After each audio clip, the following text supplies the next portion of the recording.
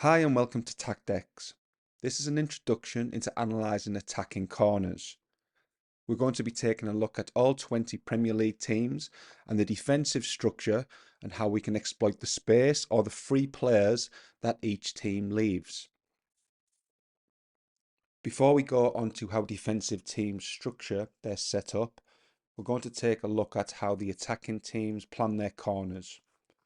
So there's routines, and that is when the team works through a set of regular routines throughout the season, where the players can become familiar with it, but also the opponents can analyse and counter these moves. And there's also reshape, and this is when the team regularly changes their routines based on the opposition's setup.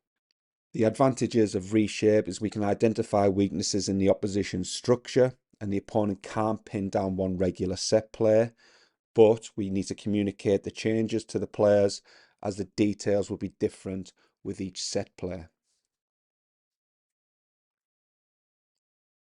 We are currently working with some professional teams throughout the world and they're attacking set players, and this is the process that we go through with them. We take the game footage of the opposition and the defensive structure and look at the strengths and weaknesses before creating set plays that we animate in videos and then provide printable sheets that the coaches can use pre-game and mid-game and for the changes that they may make with personnel.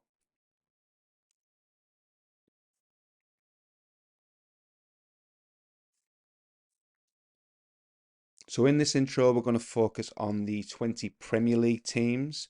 Following this, we will be focusing on the strengths and weaknesses of all 20 teams and providing set players that can be dangerous to the defensive structure of each team. But before we do this, it's important to understand what the structure looks like. Within the Premier League, every team brings every player back in their defensive corner setup. And within this setup is a hybrid marking system, zonal and marking. The zonal players are responsible for the space in critical areas, while the marking players are responsible for a direct opponent, either marking them wherever they go or trying to block them to stop them building momentum to attack the ball. And the Premier League teams will mark from anything between 2 and 7 zonal players.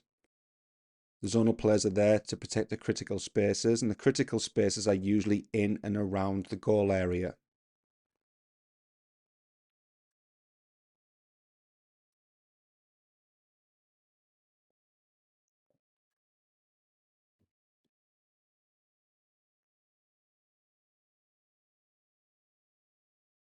As an attacking team, we are now trying to identify the space and the free players.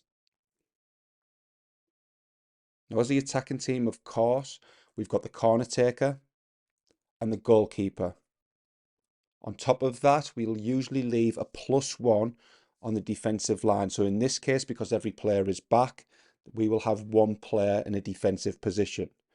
And now we're looking at how we can utilise the remaining 8 players.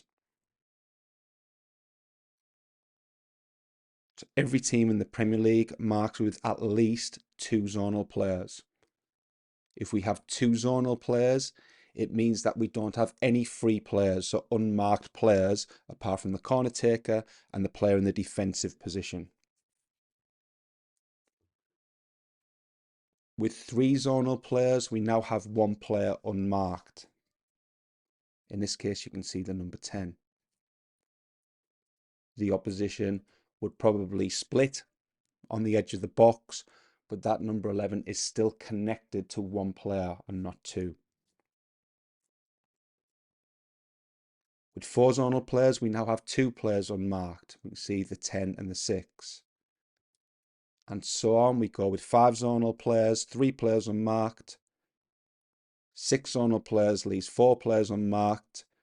And some teams mark with 7 zonal players, and that leaves 5 players unmarked.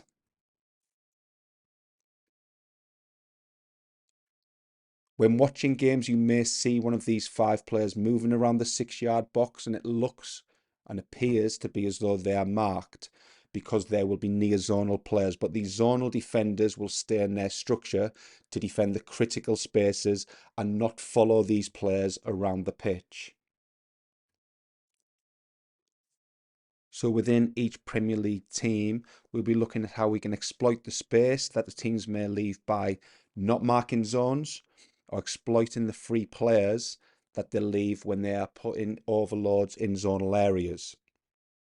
In some cases, it will be a mixture of both. And this is all from a direct corner. On short corners, zonal players may have responsibility to go out to the player receiving the short corner or marking the corner taker as they become active.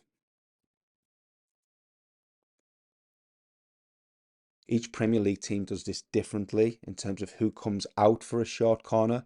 And again, this opens up strengths and weaknesses within the box. We'll take a deeper look into how each team sets up their defensive structure for a short corner. Thank you for taking the time to watch this introduction into attacking corners and the defensive structure and the weaknesses that can be exploited. We're going to be following this with each Premier League team, covering the strengths and weaknesses of their structure and 3 designated set pieces that can hurt each team in the Premier League.